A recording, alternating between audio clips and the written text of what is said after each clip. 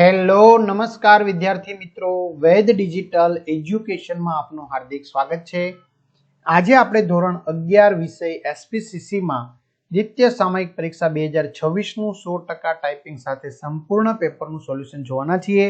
તો ખાસ વિદ્યાર્થી મિત્રો, ચેનલમાં નવા હોય તો ચેનલ સબસ્ક્રાઇબ કરો, બાજુના બેલ આઇકનને પ્રેસ કરો જેથી તમને અવનવા વિડીયોની માહિતી નોટિફિકેશન મળી શકે। વિડીયો લાઈક કરો, તમારા મિત્રો દોસ્તોને શેર કરો।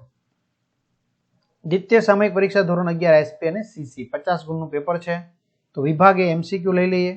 સાચો વિકલ્પ પસંદ કરી લખો। પહેલું, નીચેના પૈકી કોણ વેપાર ધંધાના ક્ષેત્રમાં મહત્વનું અંગ બની ગયું છે? પત્ર વ્યવહાર।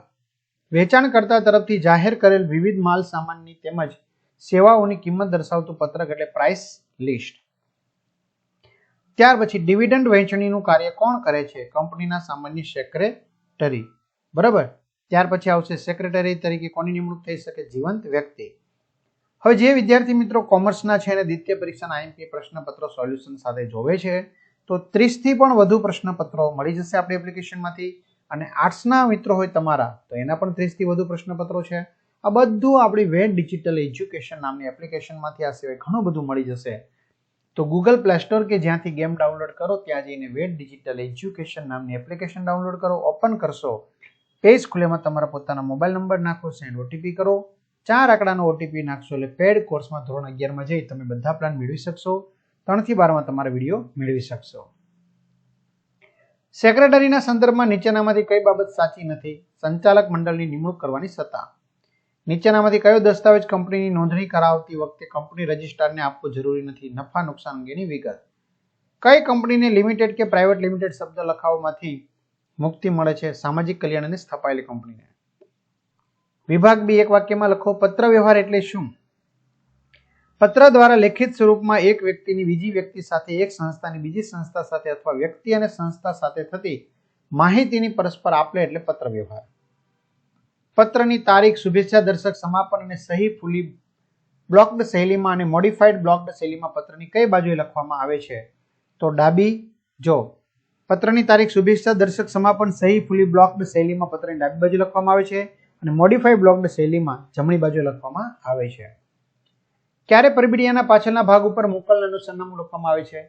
આમંત્રણ પત્રો કે સર્ક્યુલર જેવા પત્રો પરબિડિયામાં મોકલવામાં આવતા હોય તો પરબિડિયાના પાછળના ભાગ ઉપર મોકલનારનું નામ અને સરનામું લખવામાં આવે છે।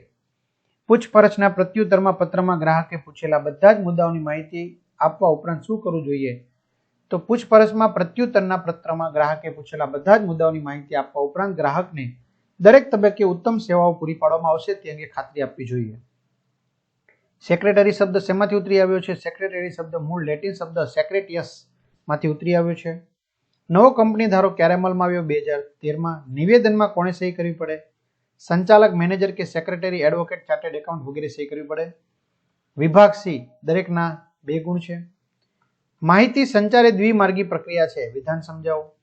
વાણિજ્યિક પત્ર માટે કાગળની પસંદગી, કાગળનું કદ, કાગળનો રંગ, કાગળની ગુણવત્તા।